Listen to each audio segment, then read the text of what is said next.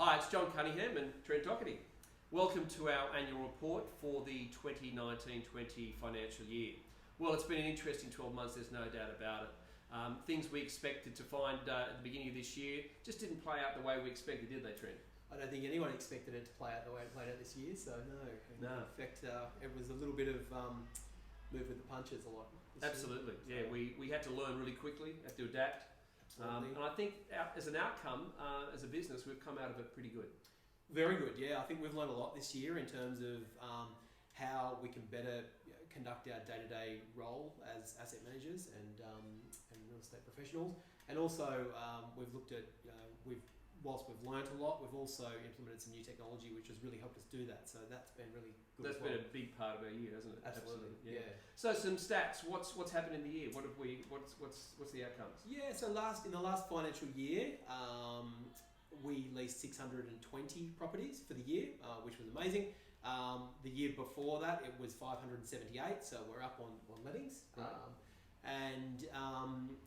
Average days on market at the moment is sitting around 20 days, right, which is really good. Yep. And we held that average for most of the year. That's right. Yeah. So I just noticed the last week's stats were down to 16. Something's changed, hasn't it? The stock levels have changed, yeah. Right. So at the moment we're seeing less stock than we normally would for this time of the year, or less stock than we normally would full stop, really. Yeah. Supply and demand, and that affects your days on market. So yeah, it brings them down. So I think at the moment we've got currently about 26 properties available, but at the peak of the COVID period, we had something like 55, 56 properties to rent. We actually tipped just over 60 at one point. So right, yeah. In the middle of COVID, we had 60 properties, and everyone was basically leasing. We had restrictions on how many people we could bring through each open home. So yeah, there was one person in at a time. So it was really challenging, but we saw all of those properties get leased and clear up in probably June. Yeah. They all cleared up, and then now we're seeing less stock than we've probably ever seen. So from a rental perspective, what did we see rents affected during that time, and how have they come out of it now? Yeah, so in the middle of COVID, when there was property everywhere for lease, we saw rents in the way of apartments off by about 10% in most cases, and houses were more off, probably around 20%. Wow. In my opinion. Yeah. And since then, what's happened in the last few weeks? Well, with the whole supply and demand, there's not much supply and there's a high demand. So I would say apartments are back to where they were, and houses have probably cleared up completely, and they might have actually increased by 5 or so % at the moment. It is interesting how quickly that can occur, isn't it? It's sort of the either the confidence level or whatever it may take that changes that dynamic into that space. Yeah, and it's also people looking at, I think COVID's make everyone reflect on what they're doing and how they're doing it, and some people are prepared to lease and sit at the moment or whatever it might be. So it's just it's really helped us getting good quality tenants.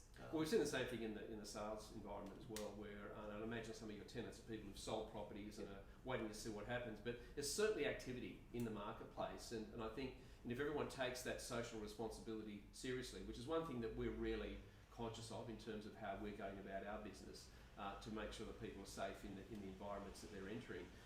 And that's, I suppose, being well accepted by the marketplace, and therefore we've found that transition into this new environment, and we hope, we just don't know what's going to come, do we? So no, it's how well prepared are we for what comes next? Oh, absolutely. So I think, as I said, we learnt so much from the last 3 months that we are well and truly prepared for the next 3 or 6 or 9 or whatever it might be. Whatever they throw at us. Yeah, we've got some new technology which is really helping us, and I fully believe that we're probably better for the last 3 months as a business. And so the next 12 months, what's your view of what's going to happen in that environment? I think it'll probably steady. So rental market perspective, we usually have our best months in the warmer months, being a beachside suburb. So I would suggest that depending on what happens in the next few months re-COVID, I would suggest that coming back into spring, we'd see a good supply demand and business as usual, I would hope. And one thing you were telling me earlier about the fact that the properties that are really doing well in the marketplace are those that are presented well.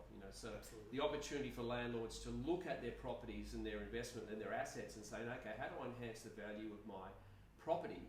It's a great opportunity in the next 12 months, I would consider, to actually start thinking that way in a serious way. Absolutely. Tenants now are looking more and more for the style property, you know, it's a lifestyle area, so people want to have a really nice lifestyle and a really nice property to live in, Yeah. and they're the properties that are flying off the shelf. Yeah. So we can get really good quality tenants for really, really good rental amounts for those style of properties, and the next 12 months is definitely the time to do that. And it also helps with your tax, and it helps with income. It's the whole thing. I mean, you get a depreciation component built into that, but it's also mostly about return on investment, isn't it? If you invest wisely in your property, you can get a better return on the investment. And that's what we're finding, that the smart money is going into property renovations and improvements to get a better quality tenant, a better rent, and so on. And the tenant's such an important factor at this point in time. Like a really good quality tenant is worth so much in this current Absolutely. climate. Yeah. So You want to get those 52 weeks a year rent.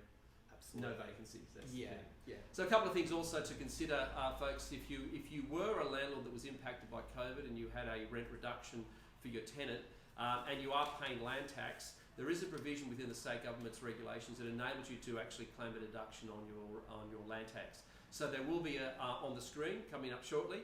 You'll see the link to Services New South Wales and where you can apply for that concession. But also looking forward into the next year and considering what you're doing with your own property.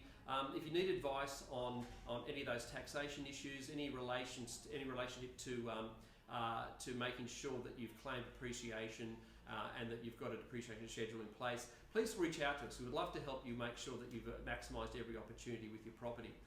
Looking forward, Trent, I think the main thing for us for the next 12 months is steady as she goes, isn't it? We want to reassure people that we've got things in hand, we know what we're doing, we're here to really look after people first and property, and that we have all the systems and things in place to make sure that we can get through whatever's thrown at us. And I think that's a positive message that we need to send out. Absolutely. It's not every time we turn on the news at the moment we seem to see a report about how bad the housing market is or how bad the rental market is, and in actual fact on the Northern Beaches we're not in that position right now. I don't see us coming into that position. So business as usual, I say. Absolutely. Yep. Blessed with lifestyle and blessed with so much else. So thanks for tuning into our annual report. And again, anything we can help you with, reach out to your asset manager.